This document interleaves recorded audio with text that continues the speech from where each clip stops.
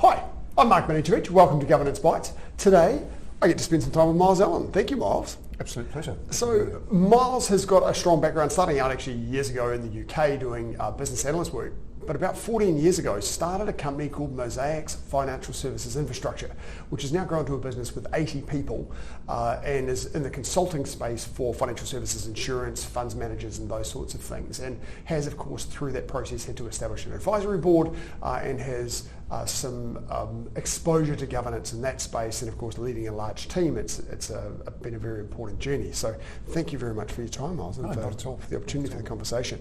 We were saying just before how governance for you was something you kind of fell into, which I think is probably the case for a lot of people, right? Particularly in the not-for-profit space. Mm-hmm. People will come up as they're passionate about it, whether it's a sport or a charity or something, and then they'll work their way to the point where they get invited onto the board. And so it's a common approach.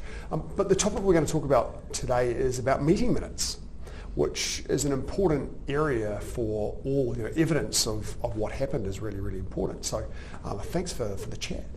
Not at all. I'm looking forward to it. So the first question, I'm going to ask you, what is the purpose of minutes?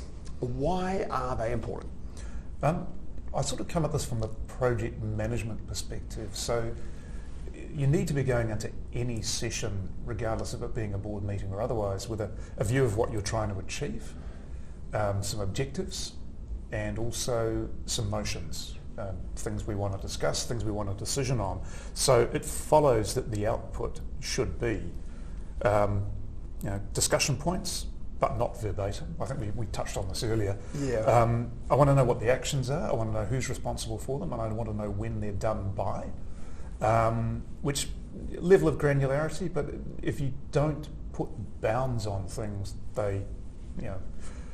you might say our industry is very adept at kicking the can down the road. We try and avoid that.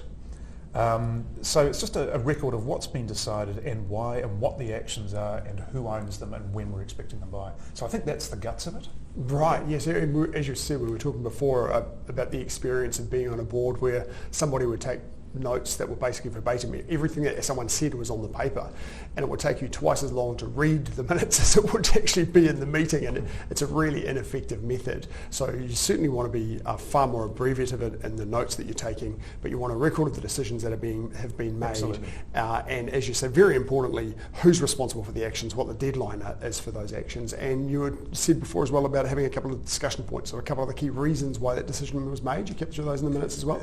Absolutely. If we've seen, so we've got a strategy, and if there's anything that is a change in the strategic risks that we've identified that impacts on our strategy, then that needs to be discussed.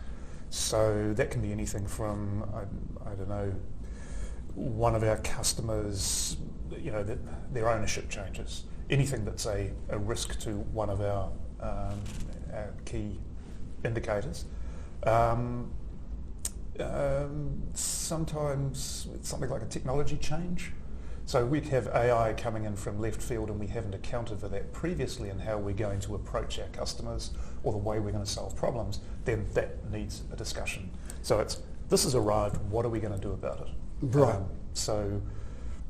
Yeah, so having a couple of those key reasons and the key points that came out would be very valuable. Mm-hmm. We were also talking before about a board that I've been on, international boards, so a lot of different languages and cultures and stuff that are involved in that in that dynamic, and the approach that I actually took the minutes for those meetings, and we took them according to Robert's Rules, and Robert's Rules of Order were written in the early 20th century by an American based on how the British Parliament was run. So that was very much a motion being moved and then somebody seconding it, and a lot of people don't realise you don't actually take note of who seconds a motion. We tend to think of seconding as being in agreement with a motion, whereas seconding is just, I want to discuss this. This is open for discussion. So you don't record who seconds it. But then at the end of the discussion, and none of the discussion is written down, you just have the words of the motion, then you vote on it, and you write the result of the vote, whether it was passed or defeated by majority or unanimously. And that's really all the minutes contain. And not having those discussion points ends up potentially being a weakness further down the track when you say, why did we make the decision? Why did we go that way? And if there's any arguments that weren't in the original board paper, they're not captured. So I think catching those discussion points is a really key element. I think at least at some level you've got to show that the thinking has been done. And that's why we reached that particular decision. So we're pretty hot on that. Yeah. And I think coming back to your other point, I was reminded of, we used Otter AI to record our minutes for a little while. That gets you verbatim minutes.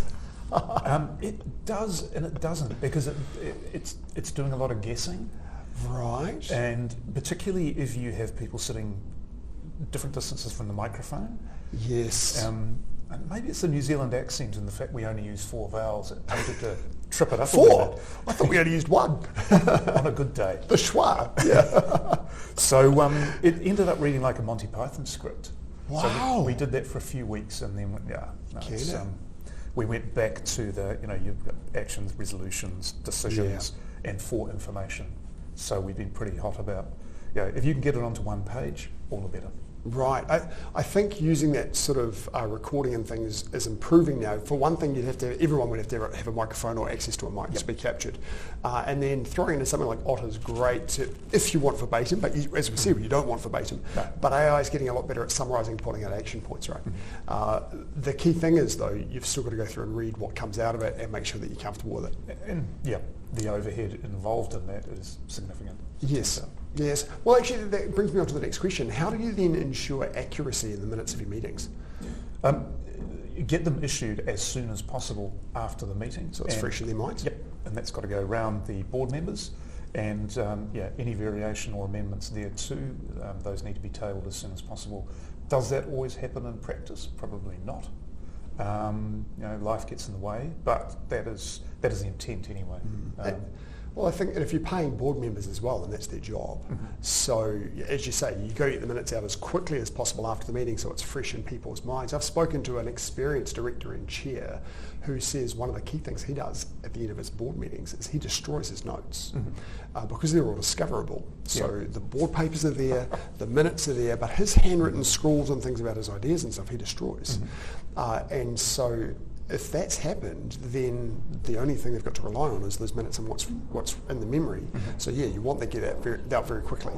So if the minute taker who's also getting paid gets that out according to their job very quickly, then the board members have got no excuse not to read those quickly. No. You have, because it's your company and you've got other things on your plate and it's ultimately your responsibility, so suck it up. Yeah. But as you say, it may get stretched out by other work, but ultimately the earlier you look at them, the fresher it is and the better you can do with it, right? And again, it's my job to hold people accountable for doing that. So, although this time of year that tends to get stretched out a wee bit. Yes, absolutely. Yes, it does get a little bit into the season of catching up with people and going out for a couple of quiet drinks, doesn't it? It does, but we box on nonetheless. So do you then have a December board meeting? No. Right. No. Yeah. And do you have one in January or do you have the next one? You have it in late January? Yep. Yeah. So we've, as everyone's probably observed in our industry, it's been an interesting year.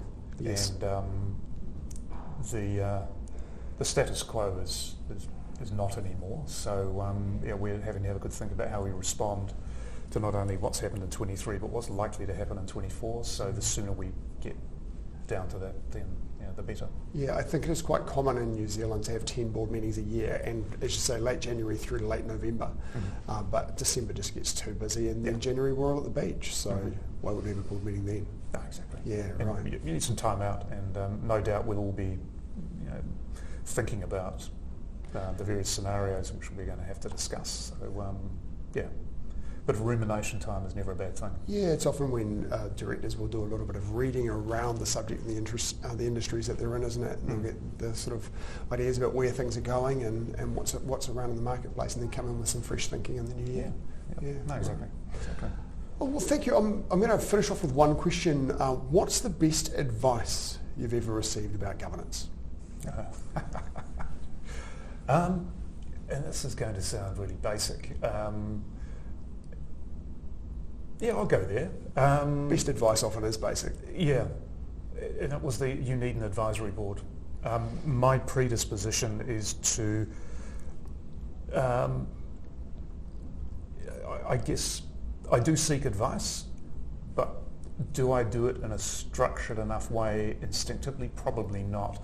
This enforced a discipline on me as a business owner. We scaled rapidly. Yes, you do. And we're up to 80 odd people now, and that constitutes a big company with some significant risks and issues to deal with. Heavy overhead. And Mike Stobbs, who was, he was a mentor for a lot of years, and he's still on our advisory board. He suggested that a board might be in order. We started out with some formal governance, and as an owner, I sort of thought, there's a level of oversight and advice that I want, but I don't necessarily want to be constrained by a traditional board structure. There's things I want to be able to do as an owner without having to defer to people. So we struck some middle ground. Yes. And reaching that accord was... An advisory board can be a good structure for that, because you're not handing over control of the business, whereas a governance board, they're making a decision, whereas an advisory board, they're giving you advice. Yeah. And you as the owner get to step away and do what you want at the end of the day, which is really important in your situation. As you say, I think one of the things that an advisory board, and it can be done with a mentor as well, is putting some robust structure around the process of governance, or often when you sit down and have an informal conversation with a mentor, which I think is what you're alluding to, you'd be focused on certain points, but you wouldn't really use a strong agenda and work through all the major points. Exactly. And things would get missed and wouldn't get discussed. Whereas you'll move to an advisory board, put that robustness in place. And it is possible to do that with a mentor.